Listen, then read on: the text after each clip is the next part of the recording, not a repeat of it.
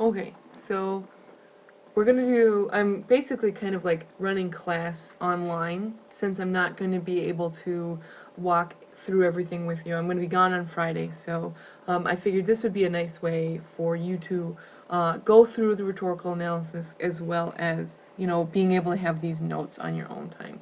So this is your introduction to another essay that's going to be on the AP exam, but also a skill that is required pretty much in most elements of life.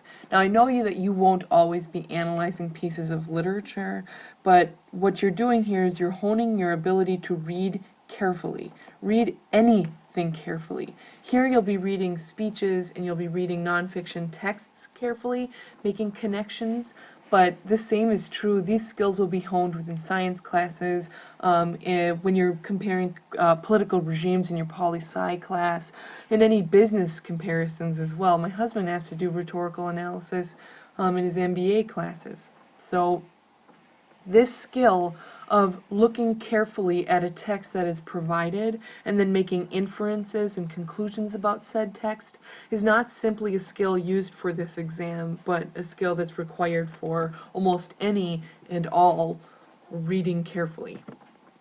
So the first thing you need to keep in mind, and I want to soothe your fears of, when you hear a rhetorical analysis, students tend to freak out and they kind of worry about what is a rhetorical technique. Well, be aware that it's just a fancy way of saying the way people use words to persuade or influence. That's all that's asking you. If I'm asking you to identify or do a rhetorical analysis, I am simply asking you, how is this person using language to impact an audience, to achieve his or her purpose? So it's nothing beyond, it's nothing special. And so you've already identified and taken a look at these elements. The most common and easily manipulated things to use within a rhetorical analysis are the appeals. So anytime that you look at the use of or the appeal to emotion or any type of logic or credibility or character, that is considered a rhetorical technique. That is most certainly, if you're looking carefully at those, that's a rhetorical technique that you can analyze. So I just want you to understand and to be very aware that you've already been doing this type of analysis throughout class. Other things that writers and speakers use, that would be considered rhetoric, are things like tone, word choice, any type of words that are being used that are one word as opposed to another, details or any type of imagery, if there's metaphors, similes, if there's any type of figurative language, personification, if there's humor that would be there, that's considered a rhetorical technique. You can also talk about sentence structure, like parallelism or contrast. Juxtaposition is also a rhetorical technique. So anything that you note that a writer uses to achieve his or her goal, the purpose, or to impact an audience, that is definitely considered a rhetorical technique. And when you're analyzing rhetoric, that's what you're looking for. What is this author, what is this speaker, what is this writer doing to impact an audience or to achieve a purpose? So as stated down there, anytime you identify something that is used to achieve a purpose or appeal to an audience, that is rhetoric. So just like we had discussed before, if you remember the McChicken example, how would you convey yourself to make it very clear to the manager at that McDonald's that you are upset about half of your sandwich being eaten? Well, you would think about your audience. This is a manager, not a teenage kid, so you wouldn't be ranting and raving and using swear words. Instead, as we said in class, you depict yourself to be a thoughtful individual, and you do that by using carefully constructed words, by conveying a disappointed tone, maybe not a flippant tone or an aggressive tone, and having an overarching purpose to achieve. Again, I want to emphasize, you've done this before. This is not anything that's new. This is what you've been looking at before. So again, this is me. You notice that a lot of students kind of freak out about this. Don't be scared of the rhetorical analysis. Again, you've also been doing this because you've been looking at the rhetorical triangle. Anytime that you look at purpose, if you can identify the purpose of a piece, you're looking at rhetoric, right? Because you're taking a look at what is this person trying to achieve. But every time you identify the audience, you're asking yourself, what is this person, what words or what language is this person using to appeal to one's audience? The big things that happen, or the big elements that are brought up within a rhetorical analysis, are definitely audience and definitely purpose. I would say without a doubt those are the two biggest elements that you need to identify in order to do an effective or complete an effective rhetorical analysis.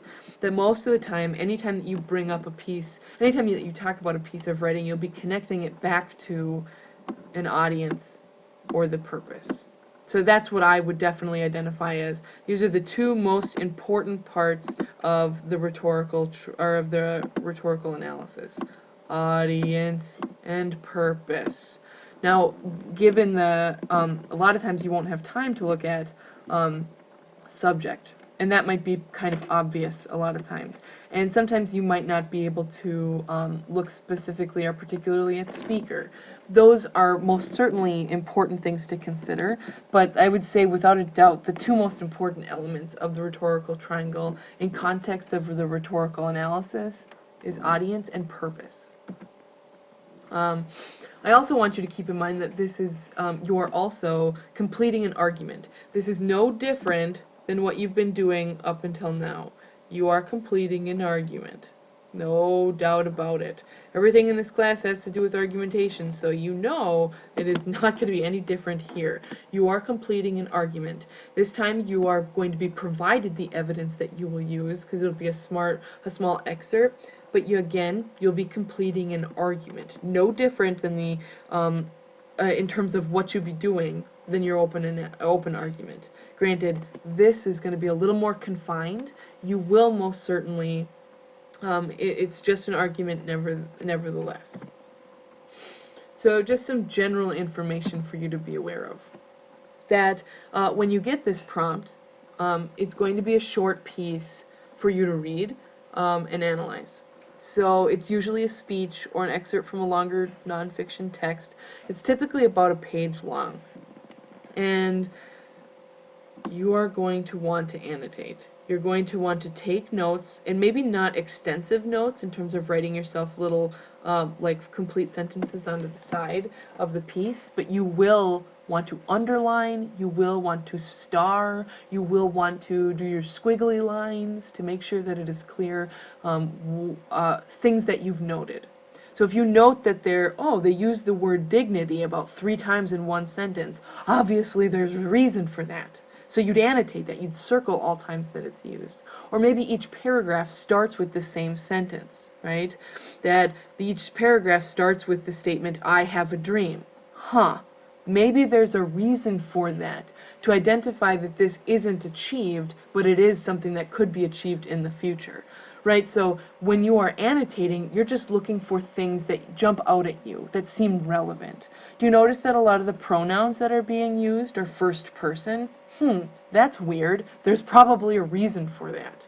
So you're going to annotate things that jump out to you, patterns that you see.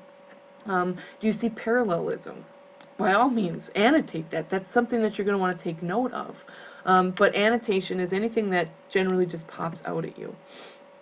The other thing that you want to do is you want to carefully read the prompt and identify what's being asked of you. I would say without a doubt that is one of the most commonly overlooked elements of the rhetorical analysis.